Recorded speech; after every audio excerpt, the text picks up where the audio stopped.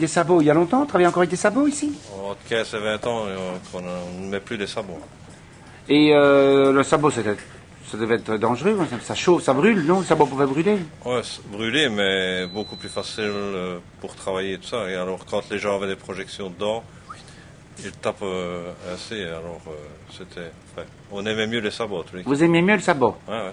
Il y a les caméras sur le plancher pour on sait voir les coulées, on sait voir ce que les gens font. Donc ici, il y a 2 planchers de coulées, TC1, TC2. On a la surveillance sur les tuyères, par où passe le vent chaud.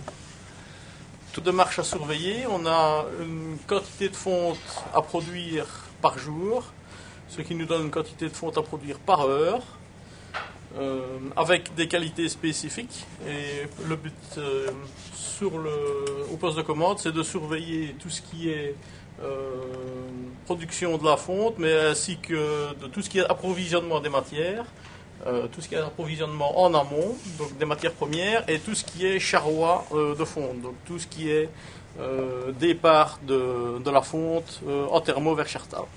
Quand on dit qu'il y a 30 ans, on était là, c'est exactement la même technique avec des sabots, ceci n'existait pas. Ceci n'existait pas. Alors comment est-ce que vous faisiez? Mais on ne produisait pas la même quantité de fonte non plus. Maintenant, on peut produire 6000 tonnes par jour. Avant, c'était Avant, c'était à peu près 1500, à peu près 1500 tonnes.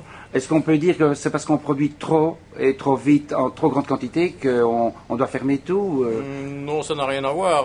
C'est une question de coût des matières premières, des coûts de transport. C'est surtout une question de conjoncture mondiale. Donc, oui, aujourd'hui, oui, puisqu'on ouais. va en fermer un, quoi.